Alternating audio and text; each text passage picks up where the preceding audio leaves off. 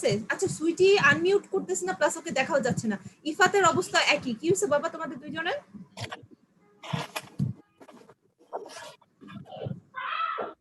আচ্ছা যাই হোক, তো আজকে আমাদের হলো কি বলে যে সেকেন্ড ইয়ারের প্রথম ক্লাস, কিন্তু আমরা সেকেন্ড ইয়ারের অনেকগুলো চ্যাপ্টার, মানে একটা চ্যাপ্টার পুরোপুরি আমাদের যে অষ্টম অধ্যায়টা আছে না, যে আইনগত পরিবেশ, আইনগত পরিবেশ না, দাঁড়ান একটু দেখে বলি। হ্যাঁ,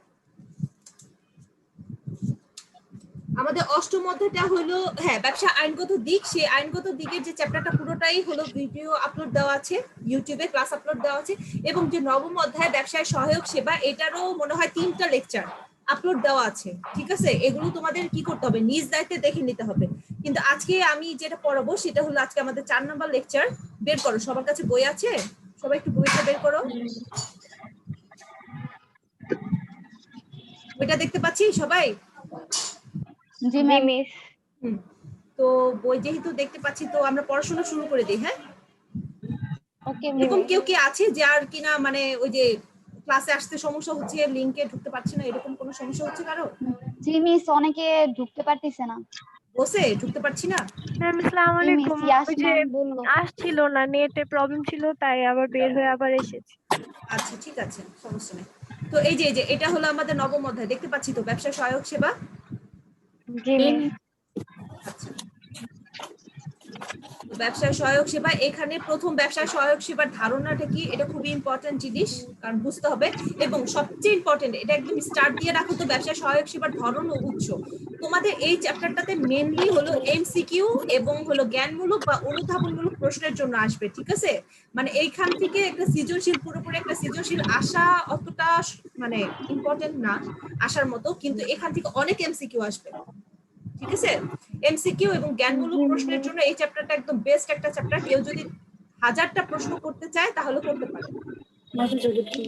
ঠিক আছে, আর এই ব্যবসা সহায়ক সেবার যে এখানে যে দেখতেছো একটা বক্সের ভিতরে 3টা সহায়ক সেবার উৎস এবং কোন কোন প্রতিষ্ঠান থেকে পাওয়া যায়, কোনটা মানে কি সেটা বলা আছে। হ্যাঁ, এটা তোমরা আজকে বাসায় পড়বা। আজকে আমি বাসায় একটা পড়া দিয়ে দিচ্ছি, এই সহায়ক সেবার ধরন, এটা বাসায় পড়বা। পড়ার পরে যার যেখানে সমস্যা আছে আগামী ক্লাসে আমাকে বলবা।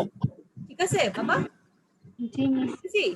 হ্যাঁ, তো আগামী ক্লাসে মনে করো যে আমাকে বলবা, আমি আগামী ক্লাসে যার যেখানে সমস্যা আছে সেটা সলভ করবো। ঠিক আছে, তো আগের পড়াগুলো যেগুলো হয়ে গেছে সেগুলো তো আবার পড়লে মনে করো যে সময় নষ্ট হবে, সো আমি আর আগেরটা পড়াচ্ছি না, আমি নতুন পড়ায় চলে যাচ্ছি। ঠিক আছে, জি জি মিস। আচ্ছা। এই যে আমাদের বাণিজ্যিক সেবা, বাণিজ্যিক ব্যাংকগুলো থেকে প্রাপ্ত সহায়তা, তারপর এসএমই ফাউন্ডেশন থেকে প্রাপ্ত সহায়তা, এগুলো আমাদের হয়ে গেছে। আজকে আমরা যা পড়বো সেটা হলো বেসরকারি সংস্থা থেকে প্রাপ্ত সহায়তা। মানে আমাদের বেসরকারি সংস্থাগুলো কি কি, নন গভর্নমেন্ট অর্গানাইজেশন, মেনলি হলো এনজিও। হ্যাঁ, ওই এনজিও গুলো থেকে আমরা যে ধরনের সহযোগিতা বা সাহায্য পেয়ে থাকি সেগুলো নিয়ে আজকে আমরা পড়াশোনা করবো। 1 মিনিট। হ্যাঁ, একটা জিনিস,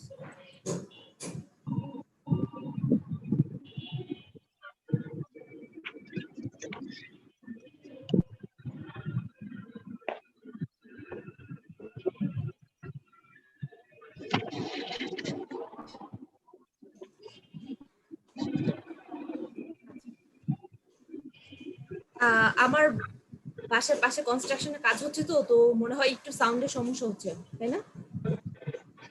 না মিস, অত বোঝা যায় না। না মিস, বোঝা যাচ্ছে না। আচ্ছা, বোঝা গেলেও কিছু করার ছিল না আমার। আচ্ছা, তো আমরা পড়াশোনা করি। বেসরকারি সংস্থা থেকে প্রাপ্ত সহায়তা মানে এনজিও, নন গভর্নমেন্ট অর্গানাইজেশন। এনজিওর ফুল মিনিংটা কি এটা অনেকেই জানো না বা বলতে পারো না, এটা করা যাবে না। ঠিক আছে, এনজিও মানে নন গভর্নমেন্ট অর্গানাইজেশন। এটা থেকে আমরা কত ধরনের সহায়তা মানে ব্যবসা করার ক্ষেত্রে সহযোগিতা পেয়ে থাকি বা পাইতে পারি সেটা আমরা আজকে পড়বো। দেখো, সমাজে কম বিত্ত সম্পন্ন, অসহায় ও পশ্চাৎপদ শ্রেণীর মানুষকে আর্থিক, বৈষয়িক, শিক্ষাগত, স্বাস্থ্যগত, আইনগত ইত্যাদি নানা বিষয়ে সহযোগিতা করার জন্য প্রতিষ্ঠিত বেসরকারি প্রতিষ্ঠানসমূহ সারা বিশ্বে এনজিও নামে পরিচিত। মানে একটু দরিদ্র শ্রেণী, মানে আমাদের সমাজে যারা তৃণমূল লেভেলে আছে, মানে ফিনান্সিয়ালি যারা একটু ভালনারেবল অবস্থায় আছে, তাদেরকে আর্থিকভাবে সহযোগিতা করার জন্য, শিক্ষাগত, স্বাস্থ্যগত, আইনগত সহযোগিতা দেওয়ার জন্য অনেকগুলো এনজিও আমাদের দেশে কাজ করতেছে। শুধু যে আমাদের দেশে না, এশিয়া যে দেশগুলোতে এরকম অবস্থা, গরিব মানুষের সংখ্যা বেশি, তারপর আবার আফ্রিকা, তো এখানে কিন্তু অনেক এনজিও কাজ করে। এই যে আমাদের যে রিসেন্ট যে রোহিঙ্গাদের সমস্যা ছিল না, এই যে মিয়ানমার থেকে যে অনেক রোহিঙ্গা চলে আসলো, তো তাদেরকে সাহায্য মেইনলি কারা করতেছে বলতে পারবা? যে তাদের যে এই যে বাড়িঘর তুলে দিচ্ছে, তাদের যে যে কক্সবাজারের যে অধিবাসী। সমস্যাগুলো আছে, কক্সবাজার অধিবাসীরা দিচ্ছে? সরকার দিতেছে না। সরকারই তো। সরকার দিচ্ছে, সরকার দিচ্ছে, হ্যাঁ সরকার থেকে অনেক সাহায্য পাচ্ছে, বাট মেইন সাহায্য সরকার থেকে আসতেছে না, মেইন সাহায্যগুলো এনজিও থেকে আসতেছে, বুঝছো? আর এই এনজিও গুলো বিশেষ বিশেষ করে আন্তর্জাতিক লেভেলে যেগুলো মানে অনেকগুলো দেশের নিয়ে কাজ করে, তো ওই এনজিও গুলো নিয়েই মানে মেনলি আমাদের হেল্প করতেছে, বুঝছো? এগুলো তোমরা খবরও দেখো না, নিউজও দেখো না, কিছুই জানো না। দেখো, উল্লেখিত শ্রেণীর মানুষকে সংঘবদ্ধ করে তাদের উন্নয়নের ধারায় নিয়ে আসা এবং তাদেরকে উদ্যোগী, প্রত্যয়ী ও দক্ষ করে গড়ে তোলাও এরূপ প্রতিষ্ঠানের লক্ষ্য। এরূপ প্রতিষ্ঠানের লক্ষ্য কি রে? কেউ আমার সাথে রেসপন্স করতেছো না কেন? কি সমস্যা? সবাই চলে গেছো? না আমি আমি ক্লাস অফ করে না দিব? ম্যাম, আপনার Mute কোশ্চেনটা ছিল। বুঝলাম না। কথা বোঝা যাচ্ছে না? জি মিস। হ্যাঁ যাচ্ছে। তাহলে আচ্ছা দেখো, দেশ ও বিদেশ থেকে দান, অনুদান ও ঋণ সংগ্রহ করে ক্ষেত্র বিশেষে বিদেশি সংস্থা বা সরকারের সাথে চুক্তিবদ্ধ হয়ে তাদের কর্মসূচি বাস্তবায়নের অঙ্গীকারে এরূপ প্রতিষ্ঠানসমূহ অর্থ সংস্থান করে। মানে এই যে আমাদের যে রোহিঙ্গা ইস্যুটা আছে এবং তারা কিভাবে সার্ভাইভ করতেছে, তারা কোন ধরনের সুযোগ সুবিধা পাচ্ছে, কোথা থেকে পাচ্ছে, এই সম্পর্কে যদি তোমরা যদি একটু জাস্ট নেটে সার্চ দাও বা ইউটিউবেও সার্চ দাও, মানে কষ্ট করে পড়বা না, জাস্ট দেখবা আর শুনবা, তো ইউটিউবে সার্চ দিলেও দেখতে পাবা, ঠিক আছে? এটা আজকে একটু বা আগামী এক সপ্তাহের মধ্যে যদি সময় পাও একটু দেখে নিও। প্রান্তিক পর্যায়ে ক্ষুদ্র ব্যবসায়ী, কুটির ও ক্ষুদ্র শিল্পের উদ্যোক্তাদের ঋণ দান, পরামর্শ প্রদান, প্রশিক্ষণ দান সহ নানা সহায়তা দিয়ে এই সকল প্রতিষ্ঠান উদ্দীপনামূলক ও সমর্থনমূলক সহায়তা দিয়ে থাকে। কোন কোন সহায়তা দেয়? উদ্দীপনামূলক ও সমর্থনমূলক সহায়তা, সেবা সহায়তা দিয়ে থাকে।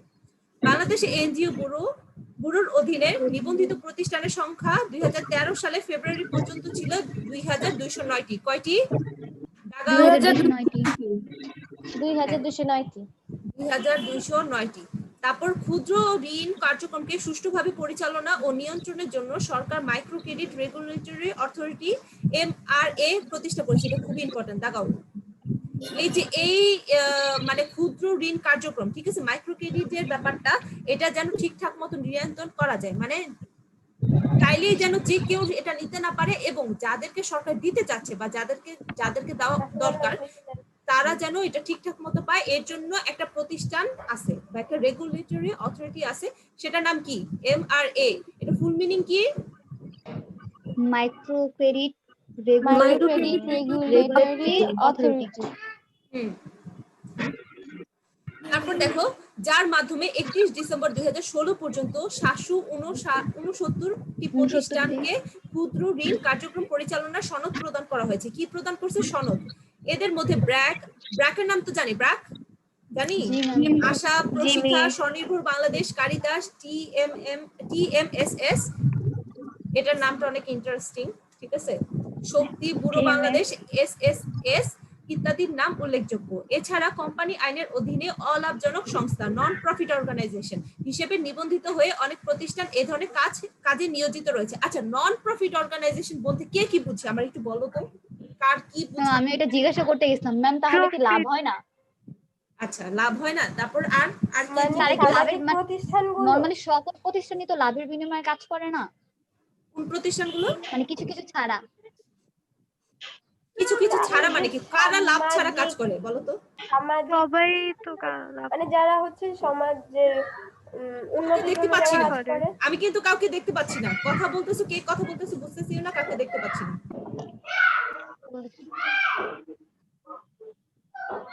দেখা যাচ্ছে এখন? ইয়াসনা কে?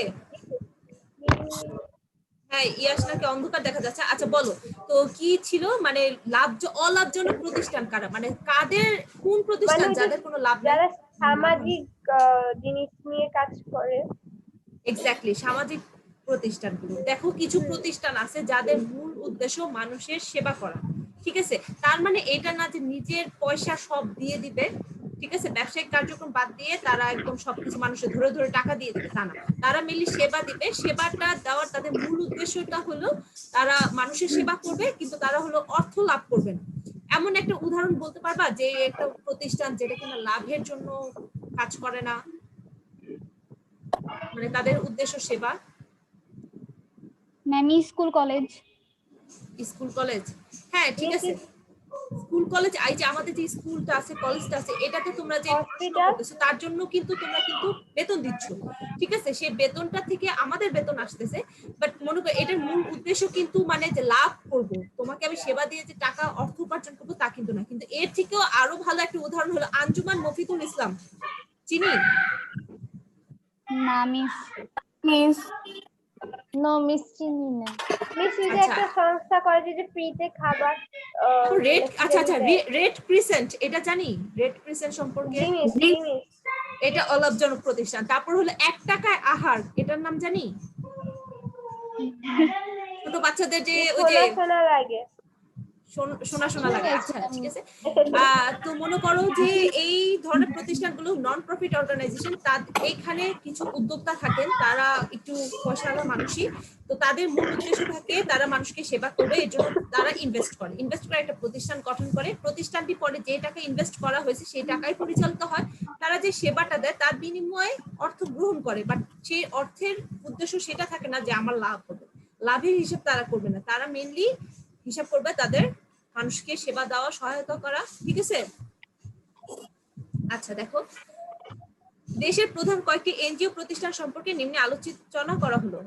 আচ্ছা, এনজিও দেখো, এই মহিলা এনজিও থেকে ঋণ নিয়ে একজন সফল নারী উদ্যোক্তা, ওই যে কাপড়ের দোকান দিছে, এখন সে অনেক সফল হয়ে গেছে, ঠিক আছে। তোমরা একটা কাপড়ের দোকান দাও, না হলে সাবানার মতো একটা সেলাই মেশিন কিনে নাও, ঠিক আছে। পড়াশোনা তো করো না, কেউ কিচ্ছু করো না, তো একটা সেলাই মেশিন এখনো টাইম আছে, কিনে নাও।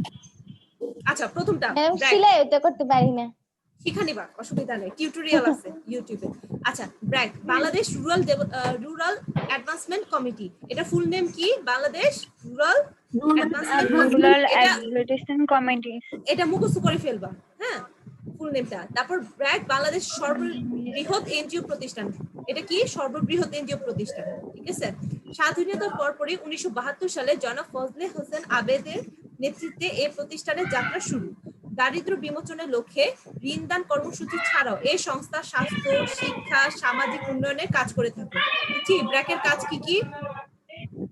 তোমাদের যদি প্রশ্ন থাকে ব্র্যাক কি করে, ব্র্যাকের মানে কার্যক্রম কি, তখন কি লিখবা? স্বাস্থ্য শিক্ষা ও সামাজিক উন্নয়ন। স্বাস্থ্য শিক্ষা ও সামাজিক উন্নয়নে মেইন হলো দারিদ্র্য বিমোচনের লক্ষ্যে হলো কি করে, ঋণ দান দেয়, এটা এনজিও। বাট এছাড়াও ঋণ দান ছাড়াও মানে স্বাস্থ্য সেবা, শিক্ষা, সামাজিক উন্নয়নের কাজ করে। বাংলাদেশের সকল জেলায় এই প্রতিষ্ঠানের কর্মসূচি বিস্তৃত। ডিসেম্বর 2017 পর্যন্ত এই সংস্থাটি মোট ক্রমপঞ্জীভূত ঋণ বিতরণের পরিমাণ 1,59,719 কোটি টাকা। বুঝতেছো কত টাকা ঋণ দিছে? জি 70 না মিস 69। আমি তো 69 বলছি, এটা কি 70 বলে ফেলছি? 59 বলছিলেন। আচ্ছা, মিস এই টাকাগুলো আমার কাছে আসে কিভাবে? ওদের ফান্ড আছে, অনেক ফান্ড আছে। তারপর দেখো, বিতরিত ঋণ সুবিধাভোগীর সংখ্যা ছিল 64,83,486 জন। এত মানুষকে ঋণ দিছে, যার মধ্যে মহিলা সুবিধাভোগীর সংখ্যা ছিল 87%। মানে এরা মেইনলি কাদেরকে ঋণ দেয়? মহিলাদেরকে, ঠিক আছে। প্রতিষ্ঠানটি প্রান্তিক পর্যায়ে ক্ষুদ্র শিল্পের উন্নয়নে যে সকল ক্ষেত্রে ঋণ দেয় তার মধ্যে কাপড় বুনন, হাঁস মুরগি পালন, আসবাবপত্র তৈরি, তৈল উৎপাদন, গুড়, দধি, বাঁশ ও বেতের সামগ্রী তৈরি ইত্যাদি উল্লেখযোগ্য। মানে এই ধরনের পেশায় যারা নিয়োজিত তারা যদি যায় তাহলে খুব সহজেই ঋণটা পেয়ে যায়। তাদের মানে ব্র্যাকের যে লিস্ট আছে যে কারা কারা ঋণ পাবে, সেখানে এগুলো বেশি সবার আগে শর্ট লিস্টেড করা।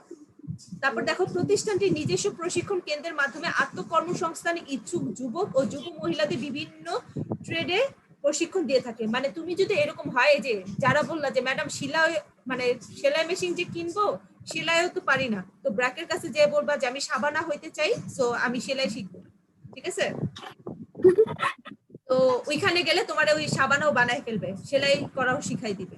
আচ্ছা, তারপর দেখো প্রকল্প প্রণয়ন ও বাস্তবায়নে এই প্রতিষ্ঠান পরামর্শক সুবিধা প্রদান করে। দেখো তুমি কোন একটা ব্যবসা প্রতিষ্ঠান গঠন করতে চাচ্ছ বা শিল্প প্রতিষ্ঠান গঠন করতে চাচ্ছ, তো তুমি কিভাবে কি করবা, কিভাবে কি করলে ভালো হবে, কোন শিল্প গঠন করা উচিত হবে বা কোনটা কিভাবে তুমি রিস্ক গুলোকে অ্যাভয়েড করবা, সেটার জন্য তুমি কিন্তু এখানে এই এনজিও থেকে পরামর্শ পাবা। ঠিক আছে, তুমি যদি যাও তারা কিন্তু ফ্রিতে পরামর্শও দিবে তোমাকে।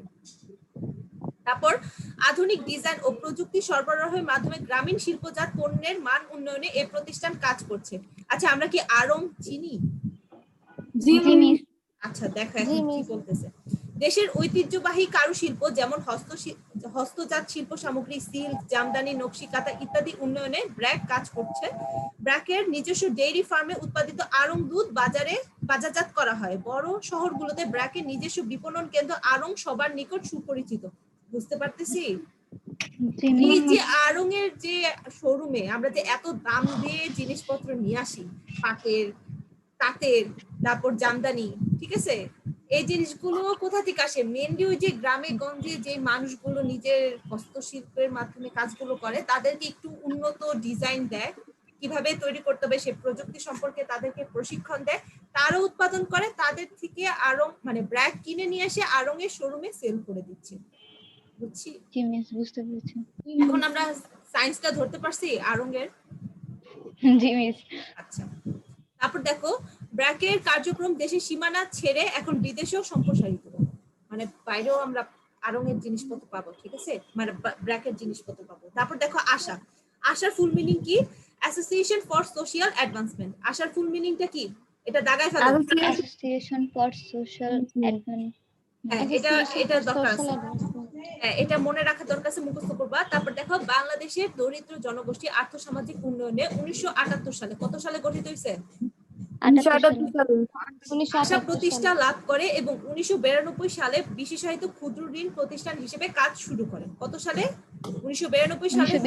মানে এরা হলো মেইনলি ক্ষুদ্র ঋণ, ছোট ছোট মাইক্রো ক্রেডিট আছে না, ওই যে গ্রামীণ ব্যাংক যে কাহিনী করে না, ঠিক একই রকম ক্ষুদ্র ঋণ এটা দেওয়ার কাজ শুরু করে। তারপর আশার উদ্ভাবনমূলক স্বল্প ব্যয় সাপেক্ষ ও টেকসই ক্ষুদ্র ঋণ কর্মসূচি মডেল হিসেবে বাংলাদেশে পরিচিত লাভ করছে। মানে এটা মেইনলি ফোকাস করছে এরা শুধু ক্ষুদ্র ঋণ দিবে। ঠিক আছে, তারপর উল্লেখ্য গ্রামীণ ব্যাংক অনুমোদিত নন ব্যাংক আর্থিক প্রতিষ্ঠান, এনজিও না।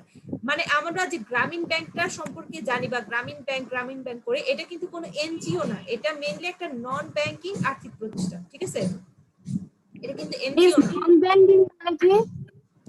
নন ব্যাংক আর্থিক প্রতিষ্ঠানটা মনে হলো মেইনলি এটা হলো টাকা ইনভেস্ট করে।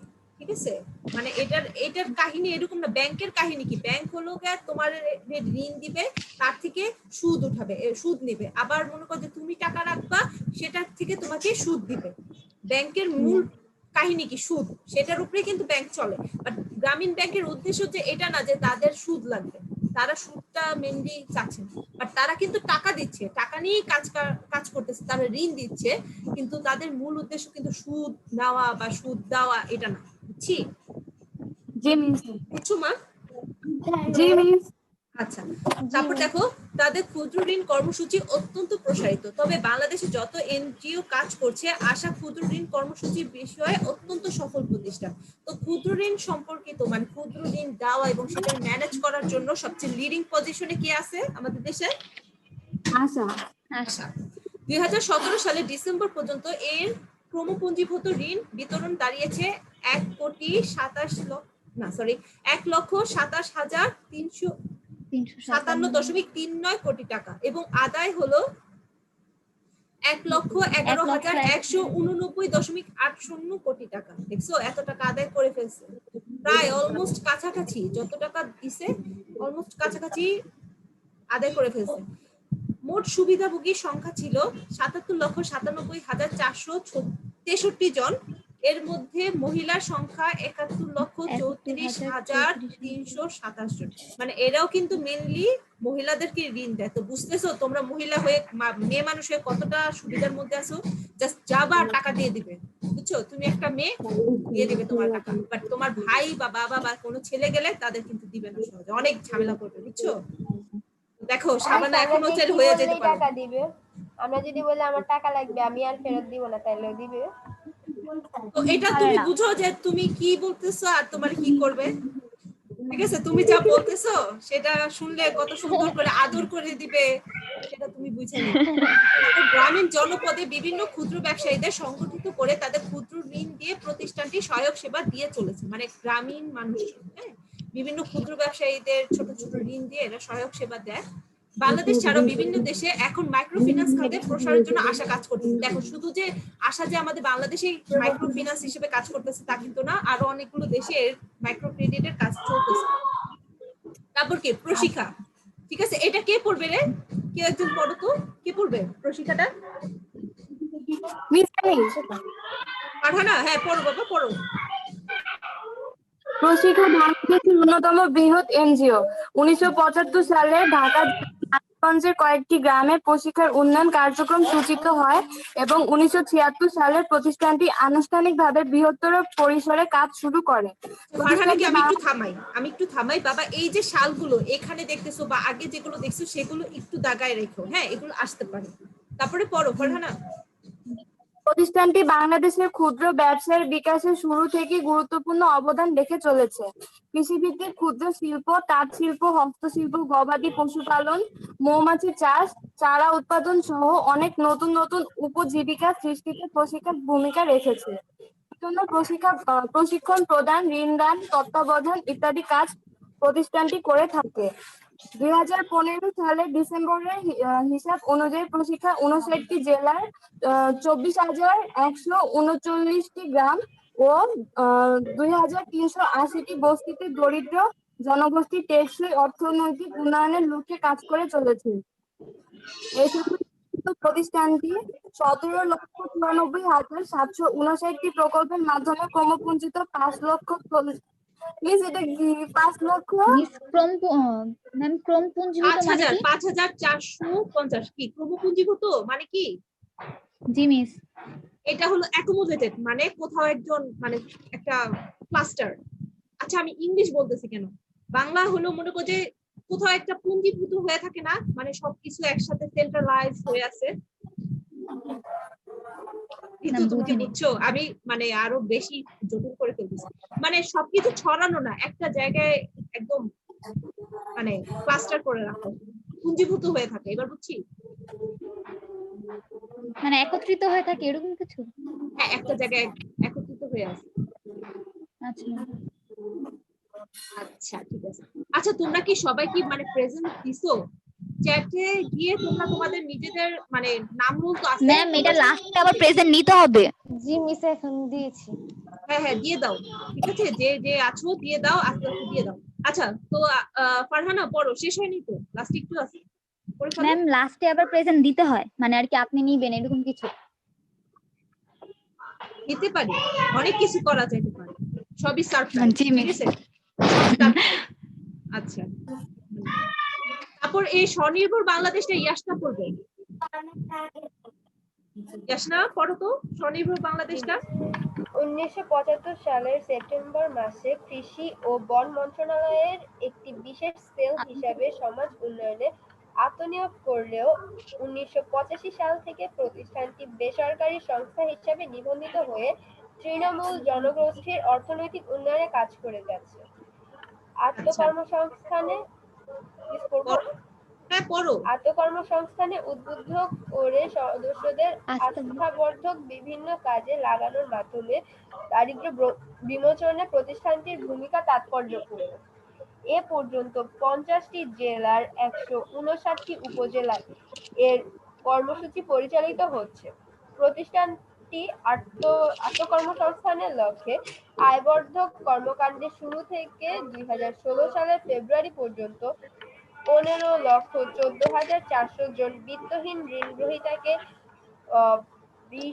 2,83.12 কোটি টাকা ঋণ বিতরণ করেছে এবং ঋণ আদায় করেছে 1,18,1,813.62 কোটি টাকা।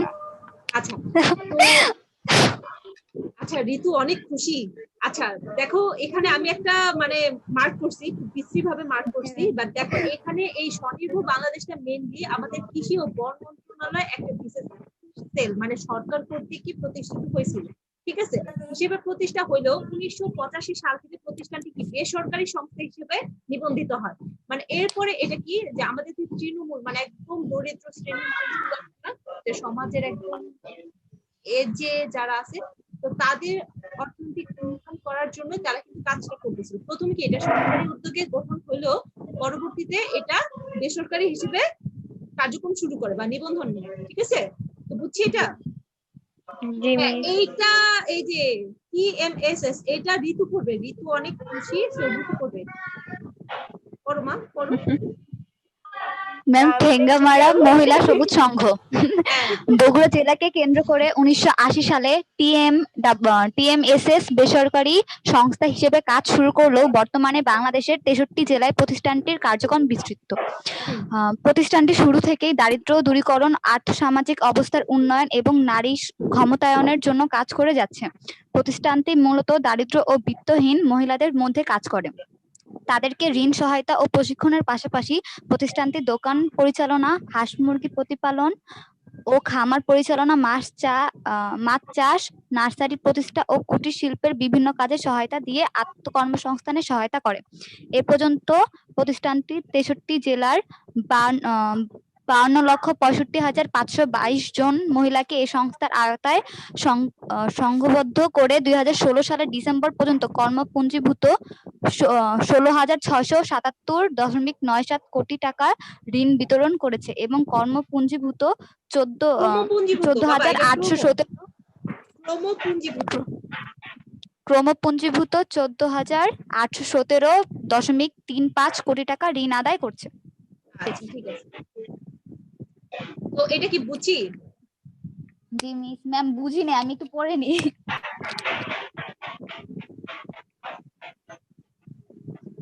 দেখো এখানে মেনলি এটা যা কাহিনী সেটা হলো কি বলে, এটা মেনলি মহিলাদের জন্য, ঠিক আছে। মহিলারা মানে মহিলাদের জন্য এটা মানে তারা যেন খুব ইজিলি ঋণ পায়, সো এর জন্যই এটা গঠন হয়েছে। এবং এটা কোথায়? বগুড়া জেলায়। এবং এটা একটা সবুজ সংঘ। হ্যাঁ, ঠিক। তো কত সালে এটা? 1980 সালে। 80 সালে। হ্যাঁ, এটা গঠন হয়েছে এবং মহিলাদের উন্নয়ন এবং নারী ক্ষমতায়নের জন্য কাজ করে যাচ্ছে। তারপর বিভিন্ন ধরনের প্রশিক্ষণ দিতেছে, তারা সহায়তা করতেছে, আত্মকর্মসংস্থানের জন্য কাজ করতেছে। তো এখানে কতগুলো, হ্যাঁ অনেকগুলো ফিগার বলা আছে। তো এতগুলো সংস্থার টাকা তারা মানে এতগুলো মানুষকে এত কোটি টাকা দিচ্ছে।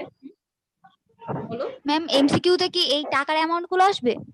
বাবা, এগুলো আসার কথা না, কারণ এটা যদি মানুষের কমন সেন্স থাকে তাহলে দিবে না, কারণ এগুলো কিন্তু তোমার একদম আপডেট ইনফরমেশন না। এটা হয়তো 2017 বা 13 সালের ইনফরমেশন। তো এই ফিগার গুলো আসবে না, বাট এইটা আসতে পারে কতটি জেলায় কাজ করতেছে, তারপর কোথায় এটা গঠন হয়েছে, যেমন বগুড়া জেলায় কত সালে গঠন হয়েছে, তারপর TMSS এর ফুল মিনিংটা কি, এটা মেইনলি কাদের নিয়ে কাজ করে, নারীর ক্ষমতায়ন ও উন্নয়ন, বুঝছি এগুলো আসবে।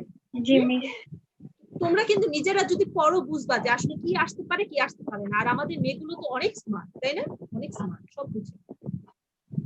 আচ্ছা, তো আমার কে আছে, কে পড়বে এরপর? তাহমিনা পড়বে। মাইডাসটা কি তাহমিনা পড়বে? মাইডাসটা কিন্তু খুব ইম্পর্টেন্ট, মার্ক করো। তাহমিনা পড়বা বাবা, পড়ো তো। আচ্ছা মিস। ক্ষুদ্র শিল্পে নিয়োজিত মিস এখন ফুল পড়বো? মিনিং, মাইডাসের ফুল মিনিং বলতে হবে। জি মিস। পড়ো। Micro Industries Development Assistant Service. Midas.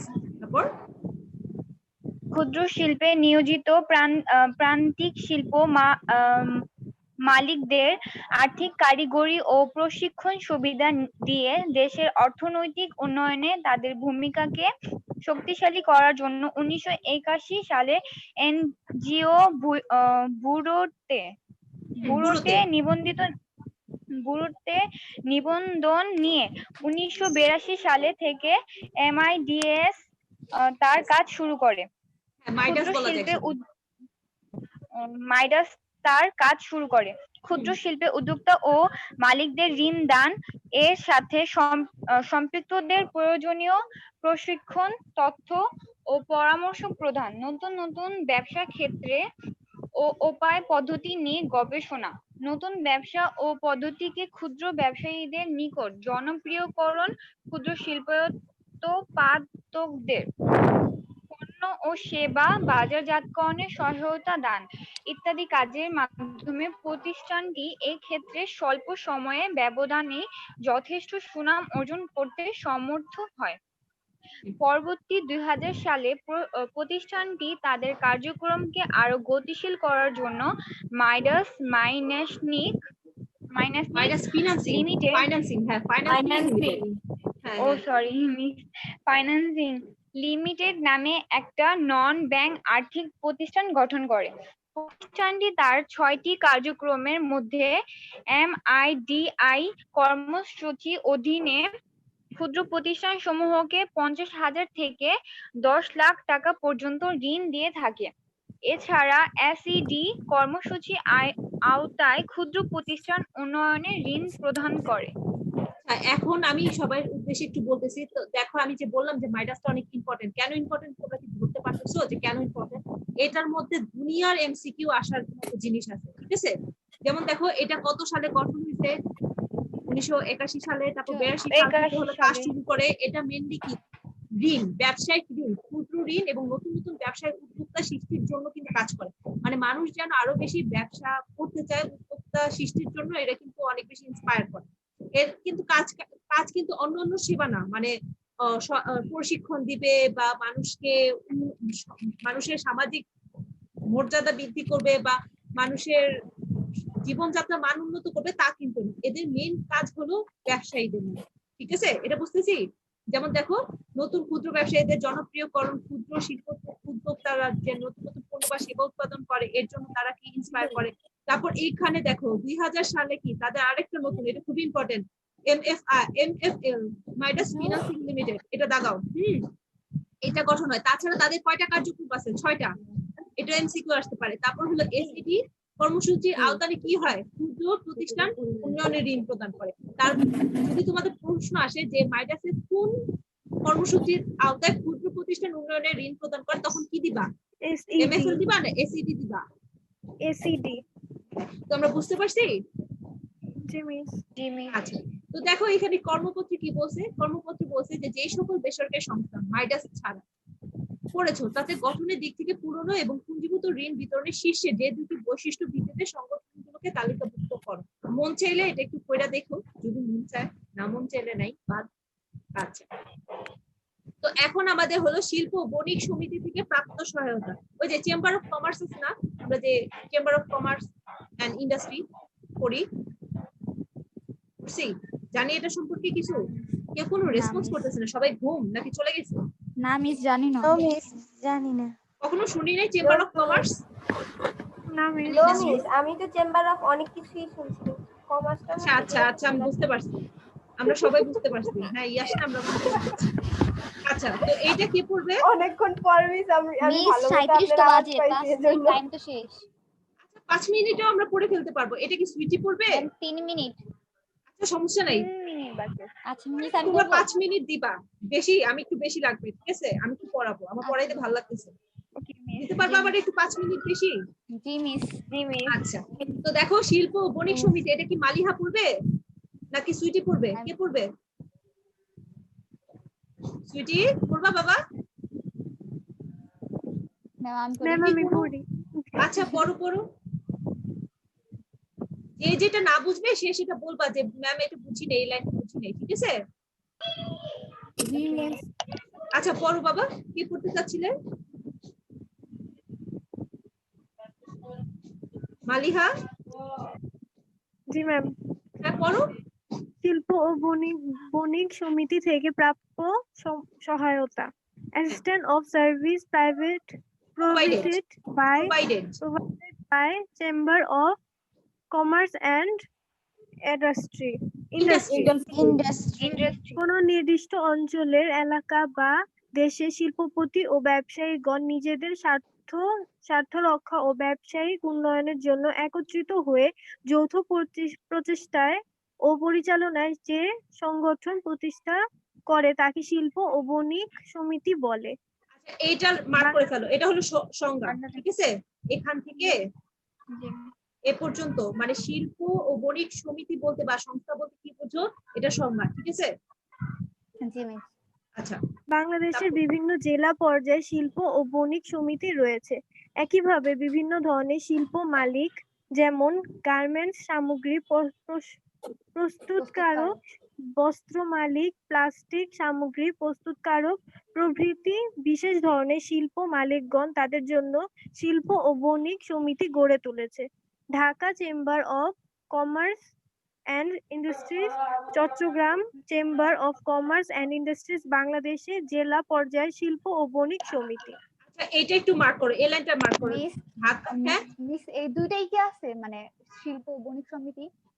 আরো আছে, তুমি চাইলে তুমি নিজেও একটা করতে পারো, ঠিক আছে? মানে তুমি একই ধরনের যেই ধরনের ব্যবসা করতেছো, তুমি যে বণিক বা শিল্প মালিক, দেখো ধরো ঋতু কি তৈরি করে, ঋতু হলো আচার, আচার তৈরি করে, ঠিক আছে? সো ও কাদের সাথে একটা সমিতি করবে, ওর মতো আরো যে মহিলারা আছে, আরো 10-12 জন মহিলা যারা আচার তৈরি করে, ওরা একটা সমিতি করে ফেলবে, বণিক সমিতি মানে শিল্প সমিতি। ওদের সমিতির নাম কি? আচার, হ্যাঁ আচার শিল্প সমিতি। তো এরকম করতে পারো, তোমরাও করতে পারো, কিন্তু আমাদের যে Dhaka chamber of commerce and industry এবং Chittagong chamber of commerce and industry, এই দুটো হলো জেলা পর্যায়ে শিল্প ও বণিক সমিতি। এই লাইনটা দাগায় ফেলো, মানে প্রশ্ন আসতে পারে Chittagong chamber of commerce and industry কোন পর্যায়ে শিল্প সমিতি, শিল্প ও বণিক সমিতি? প্রশ্ন আসলে দিবা জেলা পর্যায়ে, ঠিক আছে? ওকে মিস। আচ্ছা দেখো এরপর পড়ো মালিহা। সারা দেশে শিল্প ও বণিক সমিতির সমন্বয়ে গড়ে উঠেছে federation of Bangladesh chamber of commerce and industries. এই লাইনটা দাগাও, হ্যাঁ হ্যাঁ হ্যাঁ এই লাইনটা দাগাও। এফবিসিসিআই এটা আসে, অনেক আসে, এটা বোর্ডে অনেক আসে যে হোয়াট ইজ দ্য মিনিং বা পূর্ণ নাম কি, এফবিসিসিআই মানে কি? আমি যাবি লেখো তোমরা, এটা লিখবা না, এটা মানে কি federation of Bangladesh chamber of commerce and industry. আর এটা যে ইংলিশ যে মানে কি বলে, ইংলিশ যে বানানটা আছে না, এটা শিখে নিও। হ্যাঁ এটা শিখে নিও, কারণ তোমাদের যদি এপিসিসিআই মানে জানতে চাই, তোমাদের কিন্তু ইংলিশে লিখতে হবে, বাংলায় লিখলে কিন্তু হবে না, ঠিক আছে মিস? তাহলে তো বই তো বাংলায় লেখা, তাহলে কি হবে? ইংলিশে পেয়ে যাবা, গুগলে সার্চ দিলে এসে পড়বে। আসতেছে, মাত্র 3 জন আসছে, সবাই আসতেছে, আস্তে আস্তে আসতেছে। মিস আজকের ক্লাসটা মানে আমাদের কলেজে যেরকম ভাবে ক্লাস করি না ওরকম টাইপস লাগতেছে। এমনি ক্লাস নেই, আমার এমনি ভালো লাগে ক্লাস নিতে। জি মিস, মানে এক একজন রিডিং করতে আর কি মনে হচ্ছে আমরা কলেজে আছি এরকম টাইপ। হ্যাঁ আমরা ভার্চুয়াল ক্লাসে আছি তো, সো ওইটা ভার্চুয়ালের মধ্যে এক্সাক্ট মানে অ্যাকচুয়াল ফিলিংস নেওয়ার চেষ্টা করতেছি, ঠিক আছে? একজনে হাসতেছিলাম, মানে আমার অনেক ভালো লাগতেছে। আমারও এমনি ক্লাস নিতে ভালো লাগে, নাইলে আমাদের ক্লাসগুলো খুব বোরিং হয়ে যাবে, বুঝছো? মানে শুধু যদি তোমরা থাকো এমনি চুপ করে থাকো, আমি একা একা রিডিং করে যাই, খুব বিরক্ত লাগে, আমারও লাগে তোমাদেরও লাগবে, তো সবাই মিলে পড়বো, ভালো লাগবে। আপনার কথা শুনলে আমাদের বেশি ভালো লাগে। ওই যে হাসির কথাবার্তা বলে। হ্যাঁ তো আমরা শুরু করি। আচ্ছা তোমাদের বোরিং লাগতেছে না তো? ক্লাস করতে বোরিং লাগতেছে? না মিস আমার লাগতেছে না, আমারও লাগছে না। আচ্ছা তাহলে আমরা একটু পড়ি, হ্যাঁ একটু পড়ি। আচ্ছা আচ্ছা 1 ঘন্টাই পড়ান। ওরে বাবা 1 ঘন্টা। আচ্ছা দেখো তো আমরা এফবিসিসিআই সম্পর্কে বুঝতে পারছি। জি মিস। এইখানে একটা কথা আছে, দেখো সারা দেশে যতগুলো শিল্প বণিক সমিতি আছে সেগুলো যদি সমন্বয় একসাথে করো, তো সেটা মিলে কি একটা ফেডারেশন হয়ে যাবে না? ফেডারেশন মানে কি অনেকগুলো দল বা অনেকগুলো সংস্থা বা সংঘ যদি একসাথে হয়ে যায়, সেটা কি? সেটা হলো ফেডারেশন। এটা দেখো না, ফুটবল ফেডারেশন লিগ আছে, তারপর আরো কত ফেডারেশন হাবিজাবি আছে, তো ওই রকমই একটা কিছু। হ্যাঁ তারপর দেখো কি বলে, তারপর পড়ো মালিহা, পড়তেছিল না মা? পড়ো তো, হ্যাঁ পড়ো। শিল্প ও বণিক সমিতি যেভাবে শিল্প ও বাণিজ্যের উন্নয়নে সহায়তা করে তা নিম্নে উল্লেখ করা হলো। সদস্যদের স্বার্থ সংরক্ষণে নিজেদের মধ্যকার ঐক্য প্রয়াসকে সুসংহত করে এবং যে কোনো বিরোধ মীমাংসায় ভূমিকা রাখে। আমি একটু থামাই মালিহা। আচ্ছা আমরা যারা পড়তেছি, আমারও কিন্তু মাঝে মাঝে অনেক সমস্যা হয়, মানে আমি উল্টাপাল্টা বলি, আমার মুখে একটু স্টেবল মানে তোতলানো চলে আসে, আবার তোমরাও যে বলো একটু প্রোনাউন্সিয়েশনের সমস্যা হয়, এটাতে কিন্তু লজ্জা পাওয়া বা নিজের কাছে নিজেরা ছোট মনে করা বা অন্যজন হাসবো, এটা কিন্তু কিছু না। আমাদের সবারই একটু একটু রিডিং করতে সমস্যা হয়, এবং দেখো আমরা যদি রিডিং পড়ি এই সমস্যাটা কিন্তু তাইলেই শেষ হবে। আমাদের যাদের এই জি, মিস। মুখে একটু জড়তা আছে বা আমরা একটু পড়তে গেলে উল্টোপাল্টা উচ্চারণ চলে আসে, আমরা যদি পড়ি তাহলেই আমাদের এই সমস্যাটা শেষ হয়ে যাবে। আমরা যদি সমস্যাটা নিয়ে চুপচাপ নিজের মধ্যে বসে থাকি বা মানুষজন হাসবে এটা মনে করে যদি ঘুটায় থাকি, সমস্যা দূর হবে না। আমাদের এই ভুলটা করতে করতে সমস্যা তোতলাইতে কিন্তু আমরা কথা বলাটা শিখে যাব। ঠিক আছে? তো মালিহা, লজ্জা পাওয়ার কিছু নেই। হ্যাঁ, পড়ো মা। সদস্যদের প্রাপ্য হিসেবে তাদের বিভিন্ন অভাব ও অভিযোগ, সুবিধা অসুবিধা সরকারের অবহিত করে প্রতিকারের ব্যবস্থা করে। হুম, ব্যবসায় বন্ধন নীতি ও বাজেট প্রণয়নে সরকারের সাথে আলোচনা এবং এ লক্ষ্যে প্রয়োজনীয় তথ্য উপাত্ত ও পরামর্শ দিয়ে সরকারকে সহায়তা করে। হুম। বিভিন্ন উৎস থেকে প্রয়োজনীয় তথ্য ও সংবাদ সংগ্রহ করে তা সদস্যদের সরবরাহ করে এবং এ বিষয়ে মাঝে মাঝে পত্রিকা ও সাময়িকীয় প্রকাশ করে। ম্যাগাজিন আছে না, ম্যাগাজিনের কথা বলতেছে, বুঝছো? তারপরে ব্যবসায়ীদের মধ্যে সচেতনতা সৃষ্টি ও দক্ষতার উন্নয়নের জন্য সেমিনার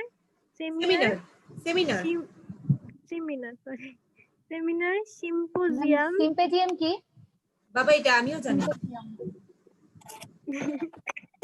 তারপর আলোচনা ইত্যাদি ব্যবস্থা করে। দেশে উৎপাদিত পণ্য সামগ্রীর বাজার সম্প্রসারণের জন্য দেশে বিদেশে বিভিন্ন পণ্যসজ্জা, মেলা ইত্যাদির ব্যবস্থা করে। বিদেশি ক্রেতাদের সুবিধার্থে দেশীয় পণ্যের উৎপাদন স্থল সংক্রান্ত প্রভব লেখো। সার্টিফিকেট অফ অরিজিন প্রতিষ্ঠান সার্টিফিকেট অফ অরিজিন, হ্যাঁ, অরিজিন এই প্রতিষ্ঠান ইস্যু করে। এই প্রতিষ্ঠান আচ্ছা, এইটা issue বুঝছো? করে। এই জিনিসটা একটু বুঝার আছে, এটা কি বুঝছো কেউ? মিস আমি এটা বুঝিনি। এটা বুঝো নাই? বাকিরা বুঝছো? প্রমিস কেউই বুঝো নাই? কেউ কিছু বলার আছে? মিস আমি কিছু শুনতেছি না, আমার এখানে আজান দিচ্ছে তো। আচ্ছা, তাহলে অসুবিধা নাই। বাকি আমার এখনো আজান এখানে দেয় না, আমি শেষ করে দিব। আচ্ছা, ইয়াসনা কিছু বুঝছো এটাতে? ইয়াসনা কিন্তু অনেক কিছু বুঝছে, বুঝছো? সবকিছু কিছু বুঝে ইয়াসনা। তো এটা সার্টিফিকেট অফ অরিজিন বলতে কি বুঝছো বাবা ইয়াসনা? মিস আমি তো খালি শুনে যাচ্ছি, এরপর আপনি যখন বুঝাবেন তখন বুঝবো। আচ্ছা, ঠিক আছে। দেখো, সার্টিফিকেট অফ অরিজিন বলতে মনে কর যে আমাদের কিছু পণ্য আছে যেগুলো কিনা আমরা দেশের বাইরে এক্সপোর্ট করি, বিদেশে এক্সপোর্ট করি। ঠিক আছে? সো ওই বিদেশে যখন আমরা এক্সপোর্ট করি তখন ওইখানে আমাদের প্রত্যেকটা প্রোডাক্টের গায়ে বা প্যাকেটে আমাদের বলে দিতে হয় এটা কোথাকার পণ্য, কোথায় এটা উৎপন্ন হয়েছে। ঠিক আছে? মানে কোথায় এটা তৈরি বা সৃষ্টি, এর জন্য এটা বলে অরিজিন। অরিজিন মানে কোথা থেকে এটা উৎপন্ন বা সৃষ্টি হয়েছে, বা এখানে মেনলি আমাদের দেশের কোন অঞ্চলে বা কোন এলাকায় বা কি উপাদান দিয়ে এটা তৈরি হয়েছে সেটারে সার্টিফিকেট অফ অরিজিন বা প্রভব লেখক বলা হয়। হ্যাঁ, মানে উৎপাদন স্থল সংক্রান্ত যে সার্টিফিকেটটা দিয়ে দেয়, কারা দেয়? এই chamber of commerce and industry. বুঝছি এবার? সাপোজ ধরো ইয়াসনা কি তৈরি করতেছে, ইয়াসনা মানে খুব মানে কি বলে যে চিজ, হ্যাঁ, ও দেশের বাইরে চিজ এক্সপোর্ট করবে। চিজ কি চিনি তো, পনির। কেউ রেসপন্স করতেছে না। হ্যাঁ, তো এখন ইয়াসনা দেশের বাইরে চিজ এক্সপোর্ট করবে। এখন চিজটা আসলে কোথাকার পণ্য, বাংলাদেশের কোথায় ও এটা উৎপন্ন করতেছে, সো এই সম্পর্কে ওর সার্টিফিকেট নিতে হলে কোথায় যাবে? ও কোথা থেকে নিবে? কেউ রেসপন্স করতেছে না। সার্টিফিকেট অফ অরিজিন থেকে। সার্টিফিকেট অফ অরিজিন থেকে না তো, chamber of commerce and industry থেকে হলো সার্টিফিকেটটা নিবে। আর ওই সার্টিফিকেটটার নাম হলো সার্টিফিকেট অফ অরিজিন। ঠিক আছে? এই সার্টিফিকেটটার নাম হলো সার্টিফিকেট অফ অরিজিন, সেটা নিবে ও হলো chamber of commerce and industry থেকে। বুঝছি? জি মিস। না মিস আমি বুঝিনি, আবার একটু বলবেন। কি বুঝো না বাবা, বলো তো? এই যে কি বলে সার্টিফিকেট অফ অরিজিনটা কি? ধরো এবার অন্য আরেকজন উদাহরণ দেই। মালিহা কি করে? তাঁতের কাপড় তৈরি করে। এখন ও এটা তৈরি করে কি রংপুরে তাঁতের কাপড় তৈরি করে, কিন্তু ও হলো যে অনেক বেশি স্মার্ট, মানে এবং দেশের বাইরে এক্সপোর্ট করবে। সো দেশের বাইরে এক্সপোর্ট করার জন্য ওর কি করতে হবে? ওর যে কাপড়গুলো আছে সেই কাপড়গুলোর জন্য একটা সার্টিফিকেট নিতে হবে দেশের বাইরে এক্সপোর্ট করার জন্য। সেই সার্টিফিকেটটার নাম কি? Certificate of origin. এখন এটা ও কোথা থেকে নিবে? Chamber of commerce and industry থেকে নিবে, এবং তারা প্রভব লেখক হিসেবে কি বলবে, এটা বলবে যে এটা it's made by Bangladesh and the প্রোডাক্টটা কোথা থেকে হয়েছে, বাংলাদেশের রংপুর থেকে, ঠিক আছে, রংপুরে এটা উৎপন্ন হয়েছে। এবার বুঝছি, জি মিস, বুঝতে পারছি। ক্লিয়ার সবার? আচ্ছা, এরপর মালিহা লাস্ট এটা পড়ো তো, পড়ে ফেলো। আমদানি রপ্তানি সংক্রান্ত লেনদেনের বিষয়ে দু দেশের ব্যবসায়ীদের মধ্যে কোনো বিরোধ হলে তা নিষ্পত্তির জন্য প্রয়োজনীয় কার্যব্যবস্থা গ্রহণ করা ইত্যাদি। হ্যাঁ, তো এই যে আমরা কয়টা পয়েন্ট পড়লাম, 8টা পয়েন্ট, এই 8টা পয়েন্ট হলো আমাদের চেম্বার অফ কমার্স এন্ড ইন্ডাস্ট্রির কাজ, ঠিক আছে, বুঝছি? জি মিস। এইটা হলো আমাদের চেম্বার অফ কমার্স এন্ড ইন্ডাস্ট্রির কাজ। এগুলো আমরা একটু ভালোভাবে পড়বো, যেটা না বুঝি নেক্সট ক্লাসে আমারে বলবো। আর তোমাদের মেইন যে কাজটা সেটা হলো এই চ্যাপ্টারের আগে যে 3টা লেকচার ভিডিও আছে সেগুলো দেখে ফেলবা। আর আরেকটা যে ছিল যে সহায়ক সেবার উৎস, যে 3টা উৎস ওই যে বক্সের মধ্যে ছিল না, তো ওই বক্সটা পড়ে ফেলবা, দেখবা। মানে নেক্সট ক্লাস মেইনলি হলো আমার প্রশ্ন এবং উত্তরের ক্লাস। তোমরা আমার প্রশ্ন করবা যে ম্যাডাম এটা বুঝি নাই, বা মিস এই লাইনটা বুঝি নাই, বা এটা কি বলছে এটা বুঝি নাই, তো আমি এগুলো সলভ করবো, ঠিক আছে? তো কারো যদি কোনো প্রশ্ন না থাকে তাহলে কিন্তু আমার খুব কষ্ট লাগবে, কারণ আমি বুঝবো তোমরা করতে পারো না। হ্যাঁ, এটা যেন না হয়। মিস, হ্যাঁ, মা, বলো। মানে যে ইগুলো আর কি আমরা পড়বো সেগুলো কি 9 মানে অধ্যায় 9-এরই না? হ্যাঁ, অধ্যায় 9, কারণ অধ্যায় 8টা আমরা আবার পরে আবার রিভিউ করবো, বাট আমরা যেহেতু 9টা পড়তেছি, অধ্যায় 9, তো 9 অধ্যায়ের আমরা আবার আলোচনা করে ফেলি। হ্যাঁ, জি মিস। ঠিক করে ফেলি। আমি বলতেছি না আমি কারো থেকে পড়া নিব বা মুখস্থ করতে হবে, আমার পড়া দিতে হবে, তা কিন্তু না। তোমরা তো জানো যে আমার কথা হইলো তোমরা বাসায় একটু দেখবা কোথায় কি সমস্যা আছে, সেটা সলভ করে ফেলবা, ঠিক আছে? এই ফাঁকিবাজিটা এখন ছেড়ে দাও, সেকেন্ড ইয়ার উঠে গেছো, সামনে এক্সাম, আবার আমাদের করোনার ভ্যাকসিন কিন্তু আইসা পড়তেছে, ঠিক আছে, অক্সফোর্ড থেকে আসতেছে। সো তোমরা যে আরেকটা ভাইরাস আসবে।